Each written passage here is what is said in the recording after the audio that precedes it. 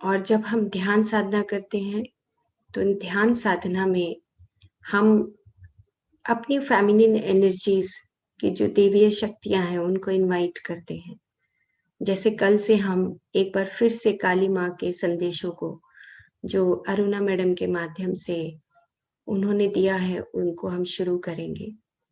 तो काली माँ किस तरीके से मैनिफेस्ट हुई, महादेव ने उनको क्यों मैनिफेस्ट किया, और हम काली माँ को किस स्वरूप में देखते हैं, लक्ष्मी माँ को हम किस स्वरूप में देखते हैं, सरस्वती माँ को हम किस स्वरूप में देखते हैं, अंजनी माँ को हम किस तरीके से देखते हैं।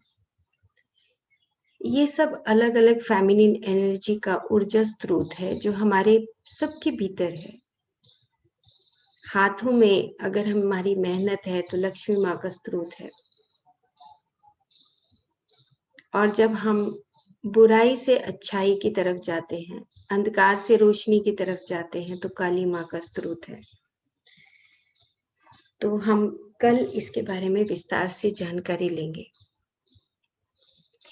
छोटे से छोटा एक विचार, एक एनर्जी, हमारे पास इतनी पावर है कि हम एक विचार से कुछ भी मैनिफेस्ट कर सकते हैं। जैसे काली माँ का मैनिफेस्टेशन महादेव के एक छोटे से विचार से हुआ, तो हमारे विचारों में कितनी ताकत है ये हम जान सकते हैं। इसीलिए बार बार हम एक ही बात कहते हैं, पत्री सर एक ही बात बोलते हैं कि जब आप कुछ भी बोलते हैं, कुछ भी सोचते हैं, कुछ भी करते हैं, तो आप किसी चीज को जन्म दे रहे हैं, मैनिफेस्ट कर रहे हैं, आपका वो कर्म बन रहा है। तो आप बहुत ही जागरूक अवस्था में आप अपने शब्दों को, अपने विचारों को मैनिफेस्ट करिए, यानी कि वो उत्पन्न होते हैं। तो इसलिए हमें अपने विचारों के प्रति हमेशा जागरूक होना चाहिए, अपने मन के प्रति हमेशा जागरूक होना चाहिए कि हमारा मन किस तरफ, किस दिशा में जा रहा है, किस दिशा में हमारी ऊर्जा बह रही है, और उसी से हम मैनिफेस्ट करते हैं, उसी से हम छोटे से विचार से उत्पन्न करते हैं बहुत सारी चीजों को। जैसे मैं एक पुस्तक पढ़ रही थी, create your own reality, Ram था जे नाइट का पुस्तक। तो उसमें बताया गया था कि अगर आप, एक विचार आता है कि डायनासोर आना चाहिए, तो डायनासोर की उत्पत्ति एक विचार से हुई, और उसके बाद कितना नुकसान इस सृष्टि ने सहा, और उसके बाद एक विचार से ही डायनासोर की इस सृष्टि के ऊपर उसका बीज भी खत्म हुआ। तो ये मैनिफेस्टेशन हमारे विचारों की, हमारे शब्दों की मैनिफेस्टेशन बहुत आवश्यक है कि हम क्या अपनी तरफ से क्या जनरेट कर रहे हैं, क्या क्रिएट कर रहे हैं, क्या चीज हम उत्पन्न कर रहे हैं। और मेडिटेशन के माध्यम से हमारे अंदर बहुत सारे सवाल आते हैं, और सवालों का जवाब हमें स्वयं में भीतर से मिलता है। हमारे साथ हमेशा मास्टर्स होते हैं, इनविजिबल मास्टर्स होते हैं, और इनविजिबल जो मास्टर्स होते हैं वो तब हमारे साथ होते हैं जब हम अपने आप को सरेंडर कर देते हैं इस नेचर के लिए, इस सृष्टि के लिए। और उन मास्टर्स के सामने हम अपने आप को जब सरेंडर करते हैं, तब मास्टर्स हमें बताते हैं हमारे ही सवालों का जवाब। हाँ जी, गुड मॉर्निंग मैम।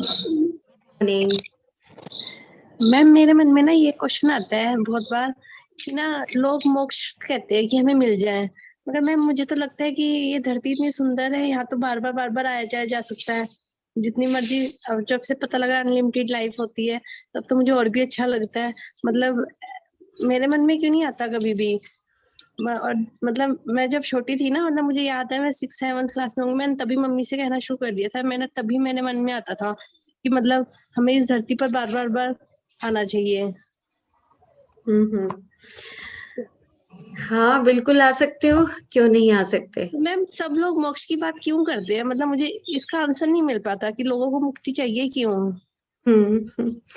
एक्चुअली जो हमारी पुस्तकें हैं ना, मतलब उसमें ये मोक्ष एक ऐसा शब्द लिख दिया गया कि अरे यहाँ से तो भाग जाओ, यहाँ से तो मुक्ति ले लो, मुक्ति का मतलब यहाँ से तो भाग जाओ। वो किसी हम दूसरे तरीके से बचपन से सोचने लगते हैं कि ऐसा करने से मुक्ति मिलती है। कल भी मैं कहीं पर मेडिटेशन सिखा रही थी, तो ऑफिसर्स का एक क्लास था, तो उसमें किसी ने कहा कि अब तो जल्दी हमें मेडिटेशन से मोक्ष मिलेगा।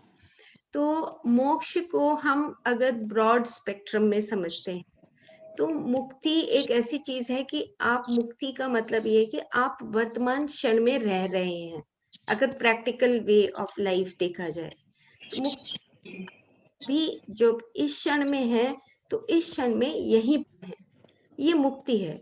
आप इंडिपेंडेंट हैं, आप सब से अलग हैं, लिप्त नहीं है, निर्लिप्त अवस्था में, निर्गुण अवस्था में आप अपना काम कर रहे हैं।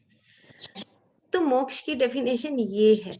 दूसरा, मोक्ष को हमें बचपन से डरा कर एक तरीके से ये कह दिया गया कि देखो अगर ऐसा करोगे तो तुम्हें मुक्ति नहीं मिलेगी, ऐसा करोगे तो तुम्हें मोक्ष नहीं मिलेगा। लेकिन ये बात नहीं है। हम हर चीज का अनुभव लेते हैं। जैसे अगर किचन के अंदर जाते हैं और मान लो मुझे एक कोई डिश है जो बनानी नहीं आती, मान लो मुझे हलवा बनाना नहीं आता, तो मैं हलवा बनाने के लिए कि मास्टर से सीखूंगी। सीखने के बाद मैं उसको खराब बनाऊंगी, हो सकता है टाइम में ही अच्छा बने, हो सकता है बने, हो सकता है 10 बार। जब तक हम किसी चीज का अनुभव नहीं लेते, हम उस चीज को जान नहीं सकते, और जान नहीं सकते तो तब तक हम उस चीज को छोड़ नहीं सकते। तो ये जो मुक्ति है ना, मोक्ष है, ये डर से नहीं, ये ऑटोमेटिकली आता है, ये अपने आप में आता है। जैसे स्वयंभू, जैसे परसों मैं सोच रही थी कि माता पिता की जरूरत क्यों पड़ती है एक जन्म लेने के लिए। हम पार्वती माँ की तरह, या द्रौपदी की तरह, या हम करण की तरह, हनुमान जी की तरह हम क्यों नहीं आ सकते इस धरती पे? हमारा मैनिफेस्टेशन क्यों नहीं हो सकता? हमारे पास इतनी पावर क्यों नहीं आ सकती? मतलब मैं अपने अंदर का सवाल बता रही हूँ।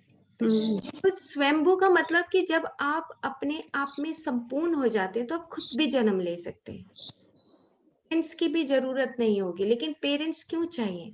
क्योंकि हम कहीं ना कहीं वो मेमोरी, हम कहीं ना कहीं वो यादें, कहीं ना कहीं वो वृत्तियां बना रहे हैं, कहीं ना कहीं वो लालच, माया, मोह जो भी हम बोलते हैं, उन चीजों को बनाकर हम फिर से जन्म लेते हैं, और जन्म लेके हम उन चीजों का अनुभव करते हैं, और अनुभव करने के बाद हम उन चीजों को छोड़ते हैं।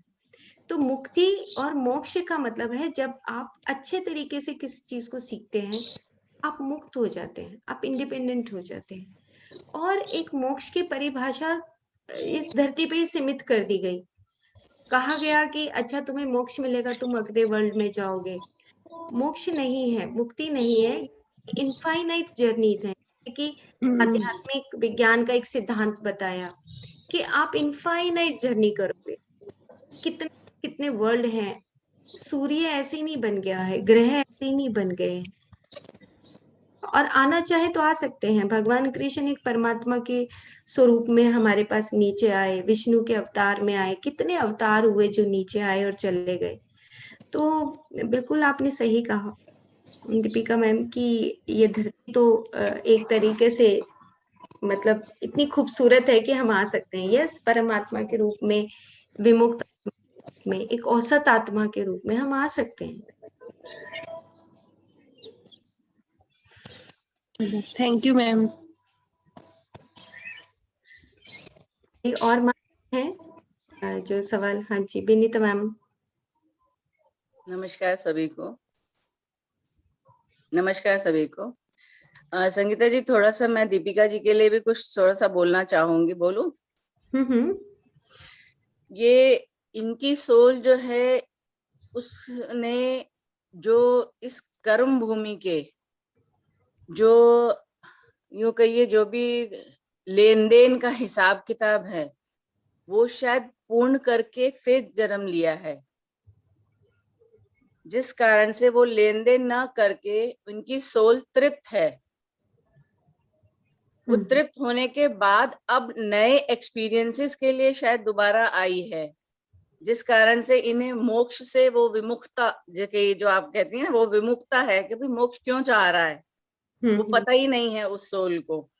तो मतलब मेरी ये अपनी सोच है कि शायद हो सकता है इस कारण से इन्हें वो मोक्ष के बारे में उनकी सोल को इतना वो नहीं कि वो मोक्ष क्यों ले जाता है। बट कर्म का आप प्लस माइनस जब एक किसी के साथ जुड़ता है आपका, तभी आप उस चीज को पूरा करने के लिए आप धरती पे आ रहे हैं। किसी से लेना है, किसी को देना है, किसी से आपने भुगतना है, कुछ भी वर्ड्स आप उनको कह सकते हैं। पर अगर इनकी सोल वो पूरी हो चुकी है, वो भरपाई कर चुकी है, उसके बाद उसने जन्म लिया है, तब की ये ऐसी स्थिति है इनकी। आपकी क्या राय है? बिल्कुल ठीक कह रहे हैं मैम। एक्चुअली हम डिसाइड करते हैं।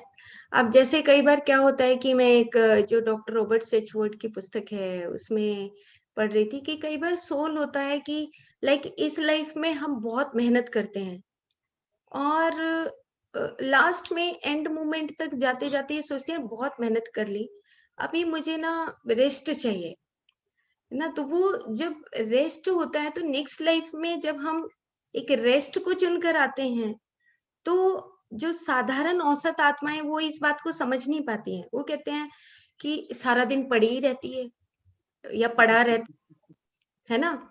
लेकिन सोल का एक प्लान है कि मुझे कुछ पास्ट जो मेरी लाइफ्स हैं उसमें मैंने बहुत मेहनत की है, इन दिस लाइफ मैं एक रेस्ट चाहता हूँ, सुकून चाहता हूँ, अपने कमरे में बैठ के या अपने आप को याद करना चाहता हूँ, कुछ भी, लेकिन मुझे रेस्ट चाहिए।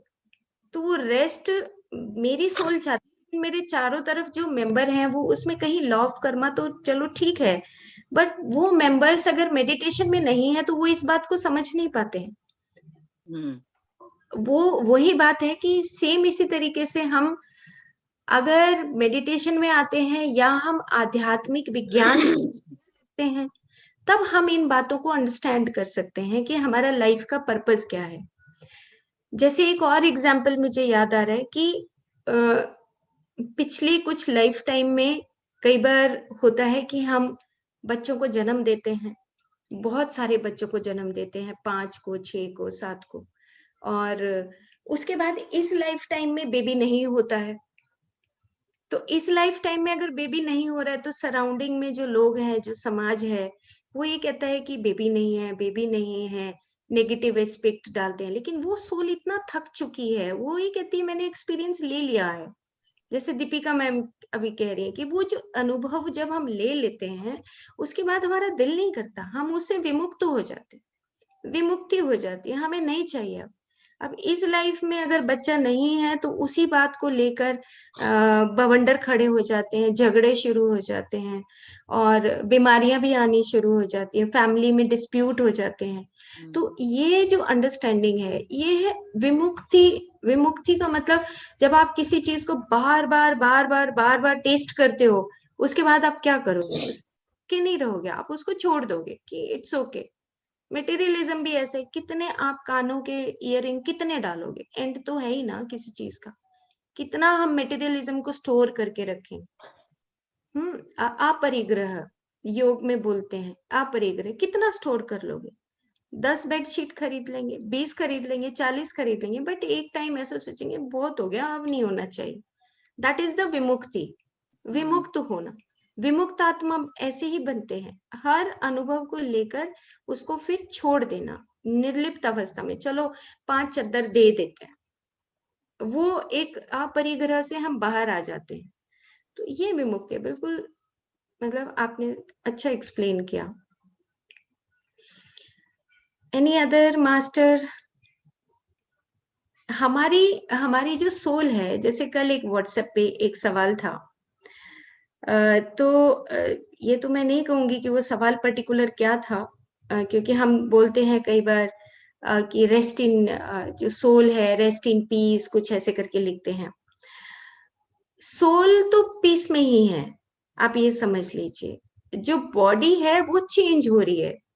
जैसे हम पहली क्लास से दूसरी क्लास में जाते हैं, दूसरी क्लास से तीसरी क्लास में जाते हैं, तीसरी से चौथी में जाते हैं, सेम इसी तरीके से वो जो सोल है वो उसके अंदर, जिस बॉडी के अंदर रहती है, मान लो पहली क्लास की बॉडी है, हम इसी एग्जाम्पल से चलते हैं, तो सोल जो अनुभव लेती है वो पहली क्लास पास करके, यानी कि 70 साल की उम्र में या 80 साल की या 20 साल की उम्र में वो पहली क्लास उसने पास की और वो दूसरी क्लास में नेक्स्ट लाइफ में आई, तो सोल वो ही है और सोल वो अनुभव लेती है, और अनुभव लेने के बाद वो दूसरी क्लास का भी शरीर छोड़ देती है, यानी कि दूसरी लाइफ को भी छोड़ देती है।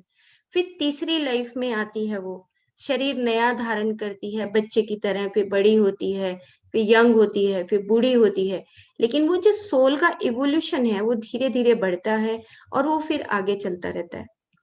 तो हम ये समझें कि हमारी जो सोल है वो इमॉर्टल है, शाश्वत है, निराकार है, उसकी मृत्यु नहीं होती है। बॉडी अपने आप में बीमार होकर या फिर कोई एक्सीडेंटल डेथ होकर या एक उम्र के हिसाब से डेथ होकर फिर वो अगला लाइफ चुनती है, और वो जब वो चीजें चुनती है जो वो उसको अनुभव लेने होते हैं, और अनुभवों के साथ लॉ ऑफ कर्मा भी कनेक्ट होता है।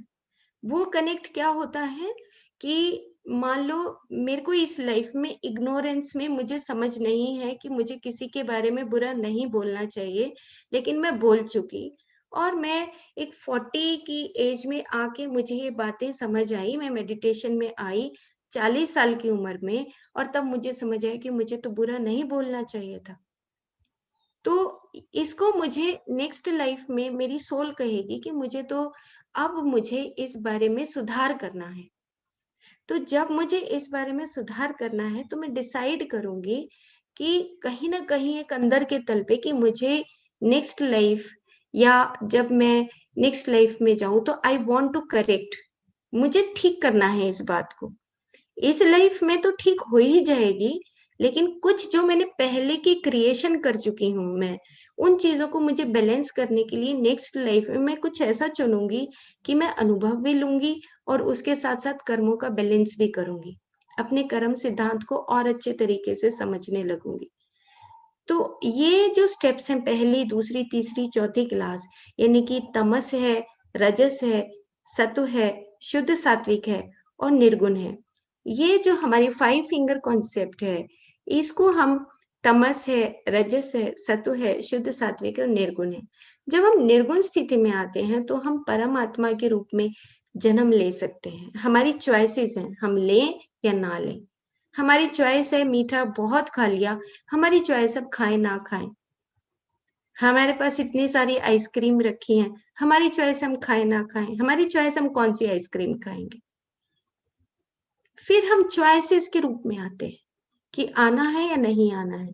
कई बार हम हेल्प करने के लिए आते हैं, और 1000 सीड्स ऑफ जॉय में आनंदा करुणेश वो लिखते हैं कि अगर टेल ऑफ ईगो, कोई देवता या देवी को भी अगर अपनी टेल ऑफ ईगो यानी कि अहंकार को नष्ट करना होता है तो धरती पर वो शरीर के रूप में लेकर ही अपने उस अहंकार के पॉइंट को नष्ट कर सकते हैं। वहां पर लाइट बॉडी के रूप में नहीं कर सकते हो। तो हम अलग अलग स्वरूपों में जन्म लेते हैं। कई बार होता है कि जब हम घर में जन्म लेते हो कहते हैं भाई ये तो भगवान का रूप है, ये तो बच्चा, बस ऐसे बोलते हैं। तो ये जो हम खुद में डिसाइड करते हैं, हमारा इनकारनेशन, हम क्रिएट अवर ऑन रियलिटी, हम अपनी रियलिटी को खुद ही क्रिएट करते हैं। तो हम तमस, रजस और सत्व और शुद्ध सात्विक और निर्गुण तक आते आते हमारा सोल इवॉल्व हो चुका होता है। इतना इवॉल्व हो चुका होता है कि हम सबको अपने अंदर समाने लगते हैं। अच्छा, घर में चींटी को दाना भी डालते हैं, चिड़िया को भी हम दाना डालते हैं। बाहर गली में अगर कोई गाय जाती है तो दिमाग में यही चीजें घूमती रहती हैं कि ये सृष्टि कैसे तहस नहस कर दी, इसको कैसे हम करेक्ट कर सकते हैं।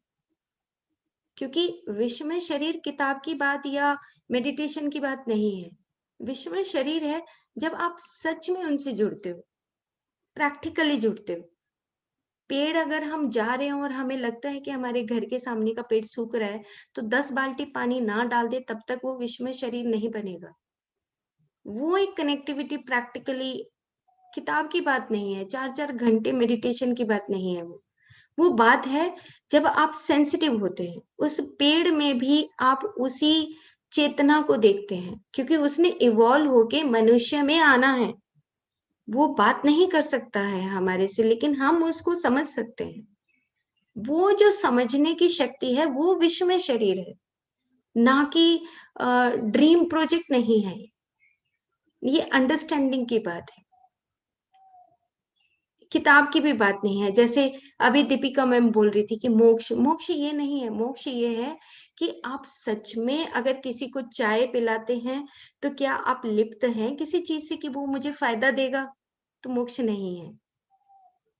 और अगर लिप्त है कि अच्छा वो मेरे घर में आ रहा है, उससे मुझे 4 शायद फायदे होंगे बिजनेस के, तो फिर वो मोक्ष नहीं है। हम सुबह कितना ही मेडिटेशन करें, वो नहीं है। मोक्ष वो है जब आप हर पल कोई बात करते हैं, तो उसमें आपकी मुक्ति एंटर करती है, लालच ना हो। वो मोक्ष है, मुक्ति, वो मुक्ति है। अगर हम किसी को खाना खिलाते हैं, कोई छोटी से छोटी बात करते हैं, मन तो इतना जल्दी नीचे की तरफ डाइवर्ट कर लेता है हमें। नहीं नहीं नहीं नहीं नहीं, उसको क्या करना है, हमने उससे बात करके उससे कुछ फायदा होने वाला नहीं है। और सुबह हमने 4 घंटे अखंड ध्यान किया है, और हमने 12 बजे हमारी मीटिंग तय हुई, 4 घंटे अखंड ध्यान किया, 12 बजे हमारी मीटिंग हुई। मीटिंग में मन में दुविधा है, हम उससे बात नहीं करना चाहते हैं, कुछ से बात करना चाहते हैं, तो फिर वो कौन सा मोक्ष है? उससे मोक्ष नहीं मिलता है। Practical way of living with the spirituality, उसको सच में आध्यात्मिकता के साथ जीना, अपने अंदर से, आपके अंदर वो बोलते हैं ना कि ओज के साथ तेज दिखना। तेज, हाँ, दूर से दिखेगा कि ये सही बोल रहा है। वो एक हमारे अंदर वो शक्ति आनी चाहिए, उसी को हम निर्वाण बोलते हैं, उसी को हम विश्व शरीर बोलते हैं। 5वां छठा शरीर लिटिल बिट समझने के लिए कॉम्प्लिकेटेड है, लेकिन जब हमें ये बात समझ आनी शुरू हो जाती है, हम 5वीं से 6ठी क्लास में जाते हैं, यानी कि छठे शरीर को समझने लगते हैं, और छठी से जब हम 7वीं में जाते हैं, तब हम समझने लगते हैं अच्छा कुछ भी तो नहीं है हम। इतना कुछ जानने के बाद भी ज्ञान चक्षु खुल गया तो क्या हो गया? ज्ञान चक्षु खुलने से नहीं, अहंकार नाभि पे फिर से आते हैं वापस। अहंकार नष्ट होना चाहिए। ज्ञान चक्षु से कुछ नहीं होता, रिद्धि सिद्धियों से भी नहीं होता, क्योंकि अहंकार बैठा है। तो ये मेडिटेशन से हम आगे जाते हैं, और मास्टर्स जो इनविजिबल मास्टर्स हैं, वो हमारे साथ रहते हैं। जैसे हम मान लो दुर्गा माँ की पूजा करते हैं, सरस्वती माँ की पूजा करते हैं, काली माँ की पूजा करते हैं, इट इज ऑल वन। इनमें भेद नहीं है। मेरा हाथ चल रहा है तो यहाँ पे कहीं ना कहीं मैं अपनी हाथों से, अपने कर्म सिद्धांत से कुछ काम करती हूँ। अपने गले से, विशुद्धि चक्र से मैं सरस्वती माँ को शो कर सकती हूँ। मेरे पास वो ऊर्जा है, तो मैं क्या सच बोल रही हूँ? अगर मैं सच नहीं हूँ, तो कौन सी सरस्वती और ज्ञान की माँ, ज्ञान की मूर्ति कहाँ से आएगी मेरे भीतर? मैं अगर अच्छा नहीं सोचती हूँ, अंजना माँ कैसे आ सकती है? वो थर्ड आई एक्टिवेट कैसे हो सकती है? क्योंकि मैं उसी पल तो बंद कर लेती हूँ। अभी मेडिटेशन किया, 3 घंटे के बाद मैं अगर अपने ऑफिस में उल्टी सीधी बातें करती हूँ, तो मेरी तो ज्ञान चक्षु चला ही जाएगा, वो नहीं रहेगा। तो हमें प्रैक्टिकल लाइफ में वो चीजें जागरूकता के साथ करनी है, जब हम मेडिटेशन में आते हैं तो हमें जागरूकता आती है, जन्म परंपरा समझ आती है, ज्ञान परंपरा समझ आती है, कर्म परंपरा समझ आती है, भक्ति परंपरा समझ आती है। जब अब हम घंटी बजाएंगे मेडिटेशन के बाद, तो उस घंटी की वाइब्रेशन सुनेंगे, उस घंटी की वाइब्रेशन से हमारी बैकबोन में एनर्जी पैदा होगी, उसको हम कुंडलिनी के रूप में समझ सकते हैं। लेकिन अगर मेडिटेशन में नहीं आते हैं तो शायद सिर्फ हम घंटी बजाते हैं। फिर मेडिटेशन के बाद हमें समझ आता है कि घंटी क्यों बजाते हैं, अखंड ज्योत लगाते हैं, अखंड ज्योत क्यों लगाते हैं, नहीं समझ आता पहले। लेकिन मेडिटेशन के बाद अगर हम अखंड ज्योत लगाते हैं, लगाइए, आपकी चॉइस है, आप लगाओ, आपको अच्छा लगता है आप लगाइए, किसने कहा नहीं मत लगाओ। लेकिन उस जागरूकता के साथ, उस अंडरस्टैंडिंग के साथ आपके पास भाव आना चाहिए कि हर जीव में वो चेतनता बसता है, वो देवी बसती है। देवी की पूजा सिर्फ फोटो से नहीं होती, उस देवी का स्वरूप हर जीव में है, वो चीज हमें समझनी है। और 1 मिनट में अगर मेरा मन आया, नहीं हमें अब कंजक जमाते हैं, उसमें भी हम कहीं ना कहीं, कुछ भी कहो, हम उसमें भी भेद करते हैं। क्यों करते हैं? देवी तो सब में है, लड़का हो लड़की हो, कुत्ता हो बिल्ली हो, गाय हो भैंस हो, देसी गाय हो या होस्टन फ्रीजन गाय हो, भेद किस लिए है? सोल तो सोल है, सोल तो इवॉल्व हो रही है, चाहे वो होस्टन फ्रीजन गाय है, चाहे वो देसी गाय है, चाहे कुत्ता है, चाहे बिल्ली है, सोल इवॉल्व हो रही है। ऐसे ही हम तमस से रजस में जा रहे हैं तो सोल इवॉल्व हो रही है, भेद क्यों? अखंड है हम। वहां पे भी नहीं, अभी हम देसी गाय को रोटी देंगे, कहाँ, क्यों? क्योंकि देवी तो सब में ही है, वो इवॉल्व हो रही है, वो चेंज हो रही है। देवी का मतलब वी आर चेंजिंग, हम बदल रहे हैं, हम अपने आप को बदल रहे हैं, हर पल बड़े हो रहे हैं, हर पल हमारी सोल इवॉल्व हो रही है।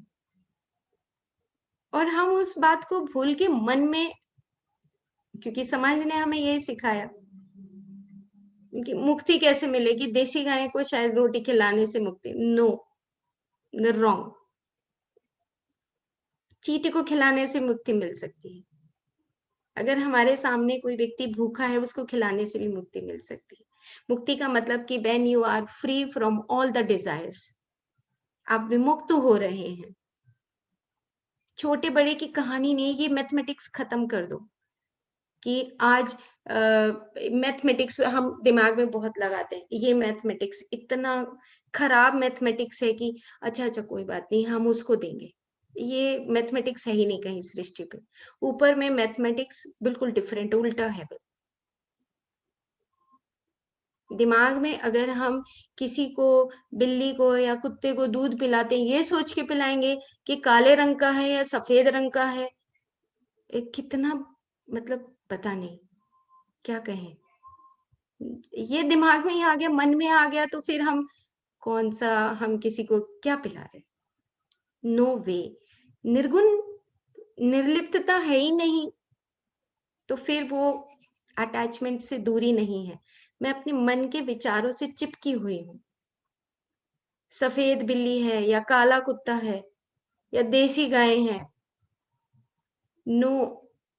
सृष्टि के ऊपर अगर कोई कीचड़ में या गंदा नाला जाता है, वहां पे जो पेड़ उगते हैं उसके जिम्मेदार भी हम ही हैं। अगर कोई ये कोरोना आ गया, वायरस आ गया, उसके जिम्मेदार भी हम ही हैं।